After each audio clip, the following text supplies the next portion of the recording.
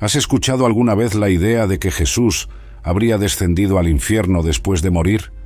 Para algunos, suena como una teoría atrevida sin respaldo bíblico. Para otros, es una verdad incuestionable basada en versículos que pocos conocen en profundidad. Sin embargo, cuando examinamos lo que las Escrituras realmente dicen, descubrimos una historia rodeada de diferentes interpretaciones y debates que atraviesan siglos. Si piensas que la muerte de Jesús fue el final, prepárate para adentrarte en un territorio de cuestionamientos que pueden redefinir lo que entiendes acerca de la victoria espiritual. La muerte de Jesús estuvo marcada por una declaración que aún resuena: «Hoy estarás conmigo en el paraíso». Lucas registra estas palabras dirigidas al ladrón que reconoció la inocencia del Mesías. Muchos ven en este versículo la certeza de que, en el momento en que el Hijo de Dios entregó el Espíritu, Él fue al lugar de descanso destinado a los justos. Paraíso aquí se alinea con la idea de un estado de bienaventuranza, probablemente relacionado con la expresión «el seno de Abraham», mencionada en Lucas en otra ocasión. Algunos cuestionan cómo conciliar ese «hoy estarás conmigo en el paraíso» con el pasaje que supuestamente habla de Cristo descendiendo a las profundidades. Es fundamental recordar que la noción de tiempo y espacio no encaja en la existencia divina de la misma manera que en la experiencia humana. De cualquier forma, la promesa hecha al ladrón muestra la compasión de Jesús en el instante exacto de la muerte, garantizando que, para aquel hombre arrepentido, habría acogida inmediata y no tormento. Esa declaración del Maestro revela algo valioso. Incluso en la agonía final, Él no dejó de extender misericordia a quien lo buscó con sinceridad. La crucifixión estuvo llena de burla, pero entre los clamores de dolor surgió un grito de esperanza. La respuesta de Jesús al ladrón demuestra que ni siquiera las últimas horas de vida son barreras para la gracia divina. Si el corazón se inclina ante Él, encuentra perdón y seguridad. A pesar de ello, existen pasajes que sostienen la idea de que, después de la muerte, Jesús también se manifestó de alguna forma en el mundo de los muertos. El libro de Hechos registra que su cuerpo no fue dejado en el Hades, aplicando la profecía del Salmo 16. La referencia indica que Él, de hecho, llegó al estado de los muertos, pero resucitó sin ver corrupción. La expresión «no dejarás mi alma en el Hades» no significa que Él haya sufrido allí, sino que no permanecería retenido en la muerte. Por medio de esta afirmación, ya percibimos un equilibrio. Sí, Él murió como cualquier otro ser humano, pero la muerte no tuvo un dominio prolongado sobre el Mesías. Su espíritu no quedó aprisionado. Hubo una transición rápida hacia el lugar de comunión divina, pues Él mismo es el autor de la vida. La visita al Hades no equivale a un combate físico contra Satanás, sino a la constatación de que el Redentor atravesó por completo la experiencia de la muerte para vencerla desde dentro, la cruz y la victoria definitiva. La escena del Calvario ejemplifica la intensidad del amor de Dios por la humanidad.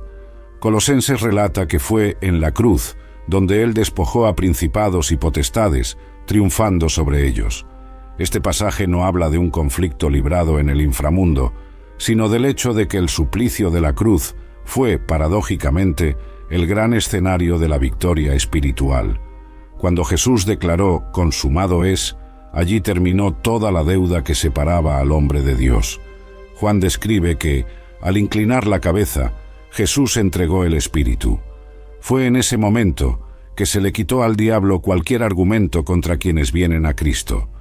El supuesto triunfo de las tinieblas con la muerte del justo, en realidad, significó la derrota del poder del pecado, pues el sacrificio voluntario saldó la culpa humana de manera perfecta. No fue una acción en la que Cristo tuviera que luchar físicamente contra demonios, sino una conquista fundamentada en su obediencia al Padre.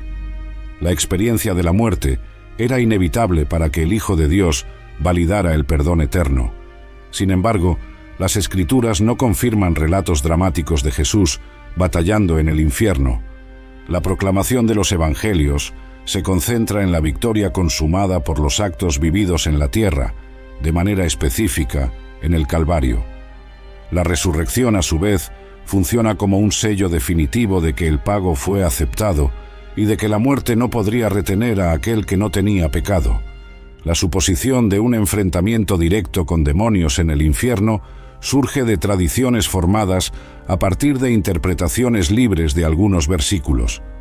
No obstante, la Biblia enfatiza que Satanás todavía opera en este mundo, como un león rugiente, según escribe Pedro. Él no está sentado en un trono bajo la tierra, gobernando las profundidades. Por el contrario, ese mismo enemigo recibirá, al final, el castigo en el lago de fuego. Y no hay indicación alguna de que hubiera recibido algún tipo de tregua o encuentro marcial con Cristo allí. El significado de descender a las partes inferiores. En la carta a los Efesios hay un fragmento que menciona la frase «Él descendió a las partes más bajas de la tierra».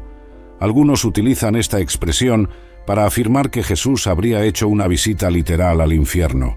Sin embargo, un análisis del contexto lleva a muchos estudiosos a ver este versículo como una referencia a la encarnación del Verbo.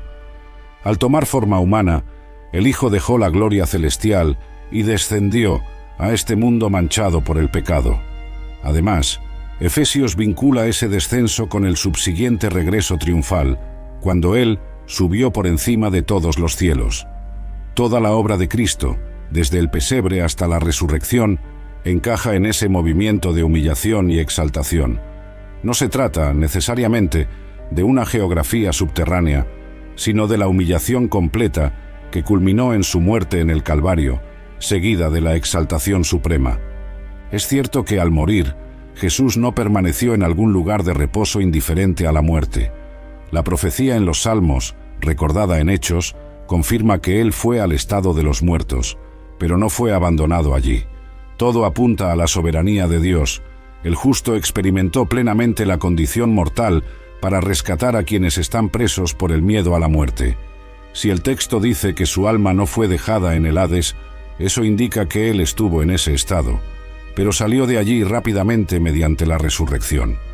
No existe ningún registro bíblico de que haya predicado a seres humanos fallecidos, ni de que les ofreciera otra oportunidad de arrepentimiento. Su misión de buscar al perdido se concluyó en vida, de modo que después de cruzar la frontera de la muerte, Él confirmó la fidelidad de las promesas divinas. El triunfo, por consiguiente, es fruto de lo que hizo en la tierra, en la encarnación y en la obediencia al Padre, y no de un combate en las profundidades. La predicación a los espíritus en prisión. El apóstol Pedro escribe acerca de Jesús predicando a los espíritus en prisión, que fueron desobedientes en los días de Noé. El pasaje se encuentra en su primera carta, capítulo 3, versículos 18 a 20. Hay divergencias sobre la interpretación exacta. Algunos creen que se trata de una comunicación dirigida a los ángeles caídos de aquel período antediluviano. Otros piensan que el propio Espíritu de Cristo predicó a aquella generación por medio de Noé, razón por la cual ahora están en prisión espiritual. Este texto no menciona un anuncio de segunda oportunidad para personas fallecidas. La Biblia nunca avala la idea de que alguien reciba la oportunidad de salvación después de la muerte. La predicación apuntada por Pedro se refiere, en general, a una afirmación de soberanía. Cristo declaraba su victoria incluso a aquellos que fueron rebeldes. En ningún punto se habla de rescatar a esas almas ni de una lucha ocurrida en un lugar físico de fuego. Algunos asocian este relato con la supuesta bajada de Cristo a un mundo inferior, pero el texto no especifica nada más allá de la idea de que Él proclamó algo a seres que están retenidos, probablemente en condenación. Una lectura sencilla, sin forzar símbolos, deja la impresión de una manifestación que reafirmó la obra divina, cumplida en el tiempo oportuno. El punto central de la enseñanza de Pedro es que, así como en tiempos de Noé, pocos se salvaron por medio de las aguas del diluvio, ahora también pocos escogen el arca de la salvación en Jesús. Confiar en que Él haya ido personalmente a un lugar llameante para enfrentarse a ejércitos demoníacos no tiene un fundamento consistente. La cuestión es que, incluso ante fuerzas espirituales, Él se mostró victorioso, pues tenía toda la autoridad de lo alto. El acto de predicar en ese contexto se suele entender como proclamar su soberanía, no como dialogar u ofrecer reconciliación. Hades y Seol en la tradición judía. En el Antiguo Testamento, el término Seol aparece varias veces para designar la condición de los muertos, tanto justos como injustos. No era un infierno en el sentido de un castigo final, sino el lugar a donde iban todos los que partían de esta vida, sin una distinción profunda sobre el destino eterno inmediato. Jacob, al lamentar la supuesta muerte de José, dice que descendería con tristeza al Seol, pues creía que ese era el destino de cualquiera tras fallecer. En el Nuevo Testamento, el término Hades también se refiere a ese estado intermedio, antes de la resurrección y del juicio final. Hechos menciona que el alma de Jesús no quedó en ese lugar, evidenciando que él realmente murió, pero no permaneció allí. El punto más importante es que, en el pensamiento bíblico, Seol o Hades no equivalen al lago de fuego. Son lugares de espera, mientras la consumación definitiva del juicio aún no sucede. Cuando Jesús cuenta la parábola del rico y Lázaro, sugiere la existencia de una división en aquel más allá, indicando que los fieles esperaban en consuelo mientras los infieles sufrían tormento. Sin embargo, incluso en ese caso, no se trata todavía del juicio final. Hay un gran abismo separando ambas realidades, pero coexisten como una especie de antesala de lo que vendrá después.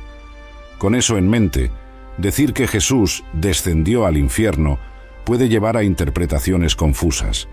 La Biblia no describe un viaje de Jesús al lugar de fuego eterno, sino que afirma que él experimentó la muerte, que en ese entonces se entendía como la puerta de entrada al mundo de los muertos, Seol o Hades.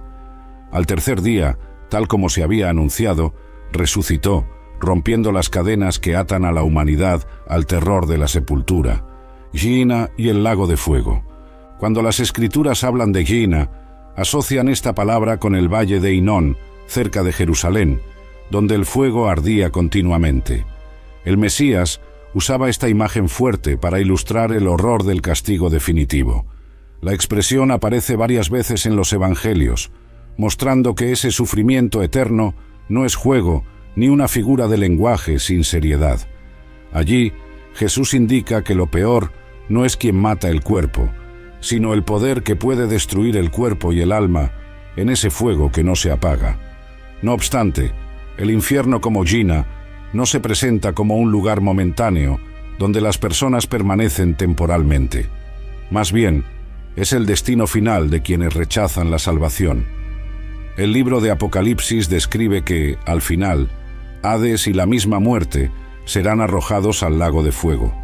Ese lago de fuego cumple la imagen escatológica del juicio eterno.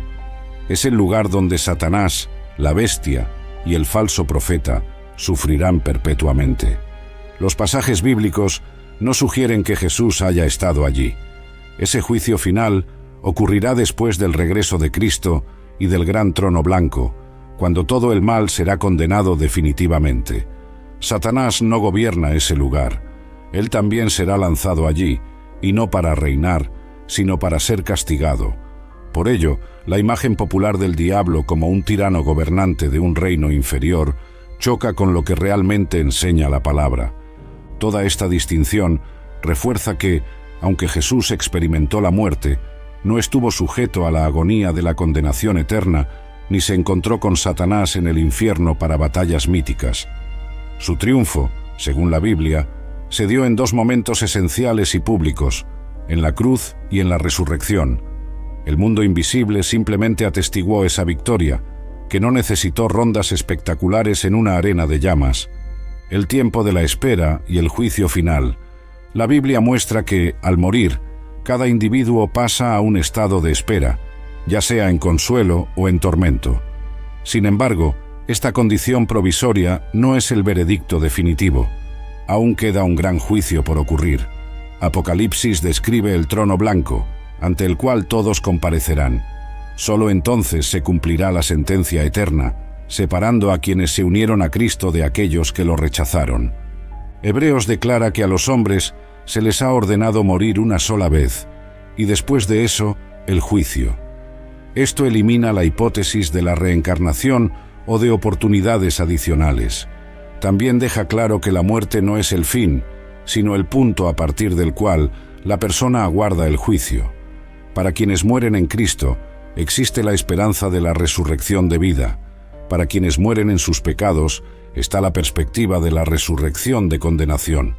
No encontramos en la Biblia la noción de un purgatorio donde las almas se purifican por un período hasta hacerse aptas para el cielo. La purificación que presentan las Escrituras depende de la sangre de Jesús, derramada en la cruz. Es aquí, en la existencia terrena, donde decidimos aceptar o rechazar ese sacrificio. Después de la muerte, no se presentan oportunidades para revisar las elecciones. La bajada de Jesús al mundo de los muertos, en este panorama, no fue una ocasión para ofrecer salvación a quienes ya habían partido. La salvación debe ser abrazada mientras se está vivo. Al interceder por nosotros, Cristo lo hace sobre la base de lo que realizó en el Calvario, garantizando que todo el que en Él cree tenga vida eterna. El regreso del Hijo de Dios aún sucederá, y solo entonces la justicia y el juicio se consumarán plenamente, con la destrucción de toda forma de mal, la esperanza en la resurrección. Si Cristo no continuó preso en las regiones sombrías, es porque la muerte no pudo detenerlo. La tumba vacía es la mayor prueba de la soberanía divina. El texto de Hechos recalca que la muerte no retuvo a aquel que es la vida misma. Él resucitó al tercer día, dejando como herencia la promesa de que quien se una a Él también triunfará sobre la sepultura. Esta esperanza de resurrección impregna todo el Nuevo Testamento, motivando a los creyentes a vivir de manera santa y valiente. Romanos exalta que, si morimos con Él, también viviremos con Él. La resurrección de Jesús no fue solo un milagro aislado, sino la garantía de que quienes pertenecen al Hijo tendrán el mismo destino. Esa victoria no se limita al pasado o a un grupo selecto de apóstoles. La palabra dice que el poder que lo levantó de entre los muertos está a disposición de todos los que creen. El misterio de su paso por la muerte nos muestra que Él experimentó plenamente la condición humana, sin jamás perder la divinidad. Eso lo capacitó para ser el mediador perfecto. Nuestro Cordero Inmaculado bebió hasta la última gota de la copa que debería ser nuestra, pero resucitó para declarar que ni Hades ni ninguna otra fuerza podría anular las promesas de Dios.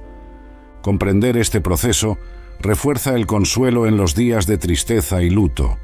La muerte es real, pero no es el punto final. Si Cristo entró y salió victorioso del mundo de los muertos, entonces quienes descansan en Él también se levantarán. El cristiano no ignora el dolor, pero enfrenta la sepultura con la certeza de que hay una mañana de vida reservada. Esa confianza transforma la manera de ver el presente y nos impulsa en la misión de anunciar el Evangelio. La fuerza del sacrificio y la autoridad sobre la muerte. La clave de toda la teología cristiana gira en torno a la cruz y la tumba vacía. Colosenses destaca que Él expuso públicamente a las fuerzas malignas, pero eso no implica una escena física de lucha en las profundidades. Más bien, revela que, en la misma cruz, Dios revirtió lo que parecía una derrota en triunfo. Jesús no necesitó iniciar una guerra dentro del infierno para destronar a Satanás. El verdadero golpe mortal se dio cuando el Hijo de Dios se entregó y pagó la pena del pecado en lugar del pecador. Apocalipsis retrata al Señor resucitado, declarando que tiene las llaves de la muerte y del Hades. Esa afirmación no describe una invasión al inframundo en un sentido literal de batalla, sino que Él posee, como soberano, la autoridad suprema sobre el ciclo de la vida y la muerte. Ninguna alma sale o entra sin su conocimiento. Las puertas de la sepultura no son un territorio independiente ni comandado por ningún otro ser. No hay lugar alguno fuera del alcance del Creador. Para muchos, la idea de Jesús descendió al infierno suena como un acontecimiento heroico, cargado de imágenes de un enfrentamiento épico. Sin embargo, el texto bíblico no sigue ese guión. Señala la obediencia incondicional del Hijo hasta la muerte y luego la resurrección gloriosa, que anuló el poder de la sepultura. Si su alma no fue dejada en el Hades, eso indica que él entró en la muerte para vencerla, no para librar duelos infernales. La buena noticia es que esa victoria no se restringió a él. Todos los que se acercan a Cristo reciben la misma gracia, pues quien se une al Rey comparte sus conquistas. Con la cruz, todo lo que nos condenaba cayó por tierra. Con la resurrección, fuimos liberados del miedo al fin. El caminar de Jesús, desde la encarnación hasta su regreso a los cielos, asegura que ni el pecado ni la muerte tienen la última palabra. Invitación a la reflexión. La conclusión es que las Escrituras señalan la muerte de Jesús como un hecho real, donde él entró en el Hades, pero no permaneció allí. No es correcto idealizar un escenario de peleas cuerpo a cuerpo contra demonios en el infierno, porque la Biblia no describe eso. Los textos que hablan de las partes más bajas de la tierra suelen referirse a la encarnación y la condición mortal. La predicación a los espíritus en prisión sugiere una declaración de soberanía y no una segunda oportunidad de salvación. Cuando el Evangelio relata la promesa al ladrón en la cruz, enfatiza que Jesús ascendió al paraíso, asegurando que su presencia inmediata estaría junto a Dios. Al tercer día, resucitó de manera gloriosa, dejando claro que ninguna prisión, ni física ni espiritual, podía contenerlo. La cruz fue la arena donde la culpa humana fue eliminada, y la resurrección, el toque final de victoria. Todo esto trae implicaciones directas para nosotros. En primer lugar, nos asegura que el poder del pecado no es inquebrantable. Cristo ya pagó la deuda y ofrece perdón. En segundo lugar, indica que la muerte, aunque dolorosa, ya no reina de manera absoluta. Cada persona que deposita su confianza en Jesús comparte la esperanza de la resurrección. Por último, nos recuerda la gravedad de rechazar esa oferta. El infierno, o lago de fuego, no es gobernado por Satanás, sino que será el castigo que le espera, junto con todos los que den la espalda a la gracia. No se trata de aterrorizar o imponer miedo, es una invitación a reflexionar. Si la victoria fue conquistada y está disponible, ¿por qué vivir sin esa certeza? ¿Por qué insistir en creer en especulaciones que no encuentran apoyo en la palabra, si lo que ella afirma es suficiente para generar fe y arrepentimiento? La elección que tenemos ante nosotros es clara: seguir al Hijo que triunfó o permanecer ajenos a ese don divino. El camino hacia la vida. Para quienes se preguntan sobre la eternidad, la respuesta central de la Biblia es confiar plenamente en Jesús. Romanos describe que, si confesamos con la boca que Él es el Señor y creemos en nuestro corazón que Dios lo resucitó de entre los muertos, seremos salvos. Ese acto de fe no depende de una experiencia mística o de peregrinaciones exóticas. Lo que el Señor requiere es un corazón sincero y la disposición de abandonar la incredulidad para abrazar la verdad. La bajada de Jesús al mundo de los muertos, entendida a la luz de los textos sagrados, no se refiere a un sufrimiento adicional o a un duelo físico, sino al hecho de que Él atravesó completamente la realidad de la muerte.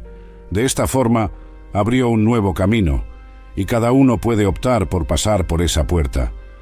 Quien cree reconoce que no existe ninguna condenación para quien está en Cristo, y que la condenación está reservada para el maligno y para todos los que rechacen tan gran salvación. No existe un trono demoníaco que controle el más allá, ni hay un relato de una invasión de las profundidades en busca de confrontación. Lo que existe es la certeza de que el Cordero de Dios, una vez muerto, vive por los siglos de los siglos y tiene en sus manos las llaves de la muerte. Cuando finalmente Él venga en gloria, toda injusticia será eliminada, y el cielo nuevo y la tierra nueva completarán el plan que el Creador tejió a favor de su creación. Este mensaje desafía a cada persona a salir de la duda y rendirse a la soberanía del Cristo resucitado. No es necesario temer especulaciones sobre batallas entre llamas o prisiones espirituales sin salida. Si te colocas en los brazos del Salvador, ya no hay culpa que persista ni infierno que te amenace. La garantía de vida eterna proviene del hecho de que Él ha vencido la muerte por completo, sin dejar ninguna brecha para la derrota, la plenitud de la obra de Cristo. Aquel que entregó su vida en la cruz no permaneció subyugado en la tumba. El testimonio de los apóstoles y el clamor de la Iglesia a lo largo de los siglos afirman que Él resucitó y vive para siempre. La Biblia aclara que, aunque fue al estado de los muertos, Jesús no libró allí una guerra física para liberar almas. La liberación real ocurrió en la cruz, cuando Él asumió nuestras faltas y proclamó la cancelación de la deuda. El infierno no es un escenario de combates cinematográficos, sino el destino final del enemigo y de quienes rechazan la propuesta de salvación. La comprensión bíblica señala el sacrificio perfecto de Cristo, consumado ante el Padre y confirmado en la resurrección. Todas las otras interpretaciones fantásticas sobre luchas o segundas oportunidades no hallan eco fiel en los textos. La fuerza del Evangelio está en el amor sacrificial del Salvador, que soportó la cruz sin pecado y resucitó para manifestar el poder de la resurrección. Al conocer esta historia, a cada uno de nosotros nos queda responder con fe.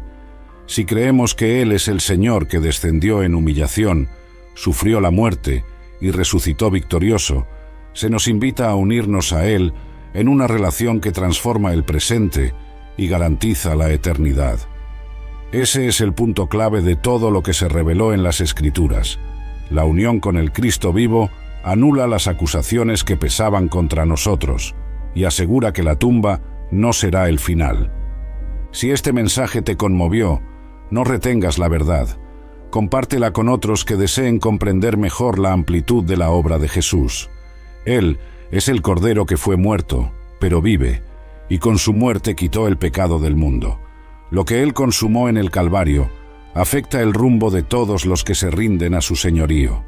Lo que la Biblia revela no es un escenario de fábulas sobre portones infernales, sino la certeza de que el Redentor, una vez crucificado, continúa reinando y llamando a hombres y mujeres a conocer el poder de su resurrección. Así, entre leyendas e inseguridades, confía en lo que realmente está en las páginas sagradas. No te dejes llevar por creaciones que la Biblia no confirma. Enfócate en el centro de la fe cristiana. Él murió, fue sepultado y resucitó al tercer día, conforme a las Escrituras. El infierno no prevaleció, porque el Rey no era simplemente un hombre, sino el Hijo eterno que tomó forma humana. Al final, es esa verdad la que ilumina nuestra peregrinación y nos asegura que en Él se encuentra la fuente de toda vida.